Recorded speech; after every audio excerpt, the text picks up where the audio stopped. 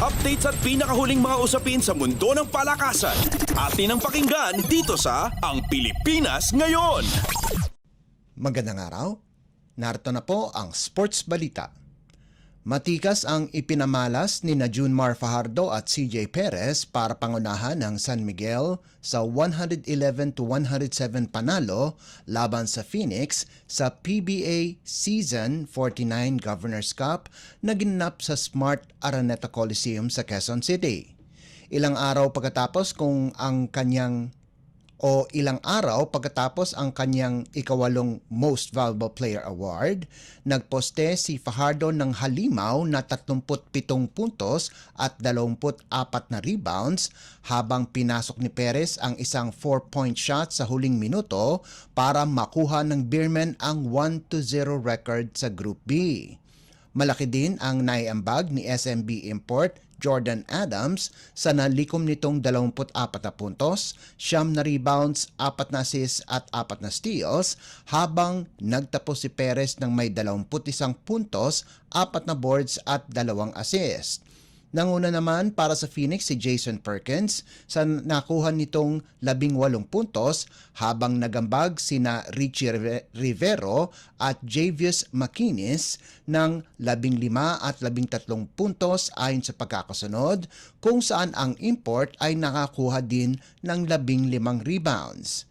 Sa unang laro, dinomina ng Converge ang Terra Firma 127-95 para kunin ang 1-0 record sa Group A at pigilan ang debut ni Christian Standhardinger at Stanley Pringle para sa Jeep. Maganda naman ang performance ng import ng Fiber Xers kung saan nakagawa ito ng game high na 46 na puntos, sahog pa ang 8 rebounds, 3 assists, 2 tapal at 1 steal habang nagtapos ng may 21 puntos si Alex Stockton. Nakakuha naman sila ng tulong mula kina Deshaun Winston at Justin Arana sa nagawa nitong 14 at 13 puntos kung saan ang huli ay nagdagdag pa ng 6 na boards, 5 assists, 1 tapal at 1 steal. Sa kabilang panig, nanguna si Stanley Pringle sa opensa sa nalikom nitong 19 na puntos habang nagambag sina Antonio Hester at Kevin Ferrer ng tig 18 puntos. Updates at pinakahuling mga usapin sa mundo ng palakasan. Atin ang pakinggan dito sa Ang Pilipinas Ngayon. Bubuksan ng East Asia Super League o EASL ang 2024 to 2025 season sa Maynila at magsisimula ang bakbakan sa Oktubre 2 na gaganapin sa Mall of Asia Arena. Kamakailan lamang ay naging 10 na ang koponan na lalahok sa liga mula sa 8 at inaasahan na ang group round ay aabot hanggang Pebrero 12 sa susunod na taon kung saan ang reigning PBA Philippine Cup champion Meralco at San Miguel ang kakatawan sa Pilipinas. Ang 10 koponan ay hahatiin sa 2 grupo ng 5 at maglalaban-laban sa round-robin home and away format.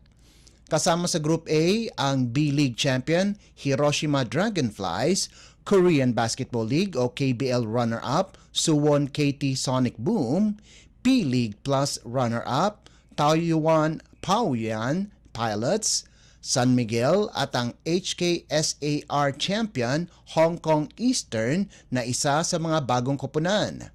Kabilang naman sa Group B ang B-League runner-up na Ryokyu Golden Kings, KBL champion Busan KCC Aggies, P-League Plus champion New Taipei Kings, Meralco at Macau SAR champion Black Bears. Updates at pinakahuling mga usapin sa mundo ng palakasan. Atin ang pakinggan dito sa Ang Pilipinas Ngayon.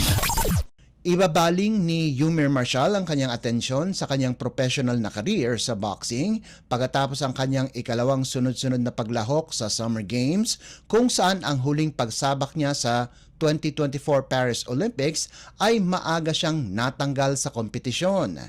Napagdesisyonan ng 28 anyos na Pinoy boxer na ipagpaliban ang kanyang professional career para manatili bilang amateur at makasabak sa Paris, subalit nasorpresa si Marshall kung saan tinalo siya ni Torabek Khabibulyaev ng Uzbekistan sa men's 80 kg division round of 16 para formal na wakasan ang kanyang kampanya.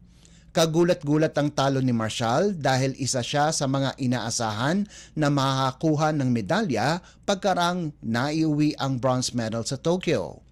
Huling lumaban si Marshall sa isang professional bout ay noong Marso laban sa isang Thai opponent sa Maynila at sinabi niyang magbabalik ito sa lona itong darating na Disyembre, subalit hindi niya pinangalanan at kung saan gaganapin ang laban.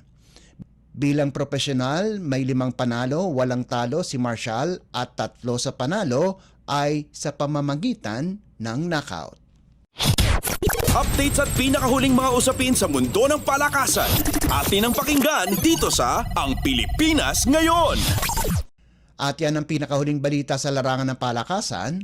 Para sa Radyo Pilipinas World Service, ito po si Leo Magpayo. Magandang araw. Updates at pinakahuling mga usapin sa mundo ng palakasan. Atin ang pakinggan dito sa Ang Pilipinas Ngayon.